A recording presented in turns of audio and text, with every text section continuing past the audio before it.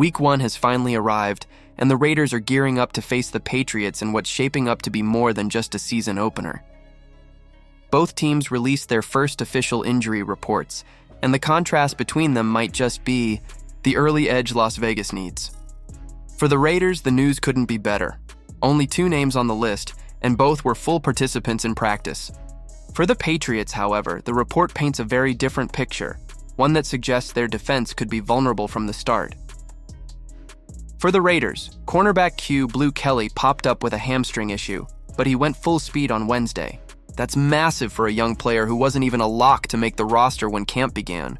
Kelly grinded through OTAs, minicamp, and preseason with relentless energy, fought his way into a starting role, and now gets to open the year as a key piece in the secondary.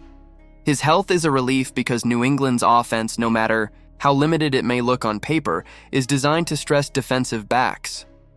The other name is backup quarterback Kenny Pickett. Like Kelly, he was a full participant, which gives the Raiders peace of mind. No one wants to think about their starter going down, but this is the NFL. One hit can flip a season. Having Pickett ready to step in behind Geno Smith provides exactly the kind of insurance this team will need for the grind ahead. Flipping to the Patriots, their report has 3 names, and the biggest one is Christian Gonzalez. He's their number 1 corner, their best defensive weapon, and he didn't practice on Wednesday because of a hamstring injury. That's a red flag. Even if he plays, he won't be at 100%, and the Raiders would be smart to test him early with deep routes and quick separation. Charles Woods is also banged up, limited in practice while dealing with both a concussion and a groin injury. That's 2 major question marks in the Patriots' secondary. Wideout Chisholm III was a full participant, but that hardly balances out the potential losses on defense. This is where the Raiders' speed at wide receiver, Dante Thornton Jr., Trey Tucker, and Jacoby Myers, becomes crucial. If New England's secondary isn't at full strength, those matchups have to be exploited. Speaking of Myers, his name has been buzzing all week. He came out and said directly that he's played well enough to earn a contract extension. That kind of confidence takes guts, but he's not wrong.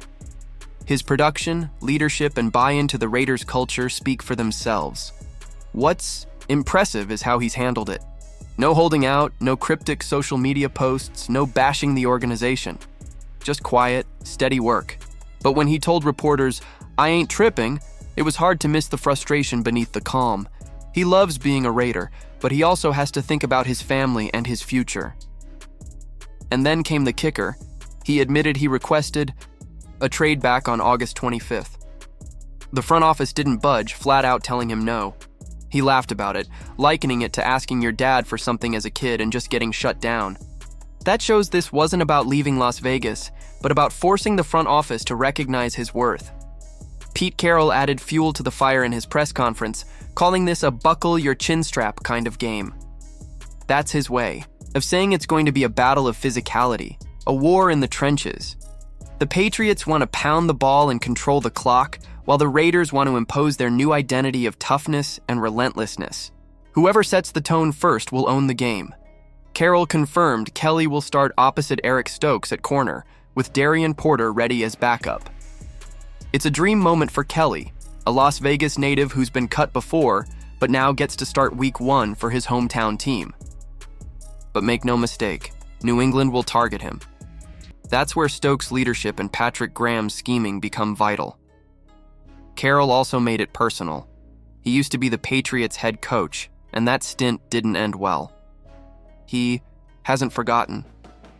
This game is more than just an opener for him.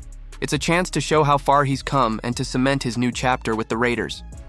Geno Smith echoed that sentiment, pointing out how the roster has been overlooked and disrespected all offseason. National power rankings slotted them at 24, with the Patriots just ahead at 22. That's bulletin board material, and the players are taking it personally.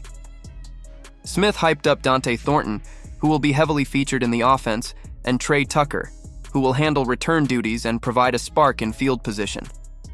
Ashton Gentry also made headlines, praising veteran Raheem Mostert for mentoring him on how to care for his body and mind during the grind of a season. That's the kind of veteran influence that builds culture, not just X's and O's, but the habits that extend careers.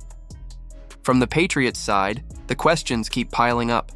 If Gonzalez plays, he won't be at his best, which means the Raiders have to test him with deep shots to Tucker and Thornton. Force him to prove that hamstring is reliable. Meanwhile, veteran wideout Stephon Diggs is trending toward playing after his ACL recovery. That likely puts Eric Stokes on him in man coverage. If Stokes can hold his own, it frees up the rest of the defense to disguise coverages and pressure the Patriots into mistakes, something Graham thrives at designing. All of this sets the stage for a statement game. The Raiders enter healthy, motivated, and with players like Myers and Kelly carrying personal chips on their shoulders. The Patriots, on the other hand, limp in with key injuries and questions about whether their defense can hold up. Add in Carroll's personal history with New England and Geno Smith's determination to silence doubters, and you've got the makings of a tone-setting opener. The bottom line is simple. This game isn't just about Week 1. It's about announcing who the Raiders are in the Carroll era. It's about proving they're not the 24th best team in the league, but a contender ready to punch first and keep swinging. With Myers fired, Kelly's underdog story taking center stage, and the Patriots' secondary vulnerable, the Raiders have the perfect chance to make that statement on Sunday.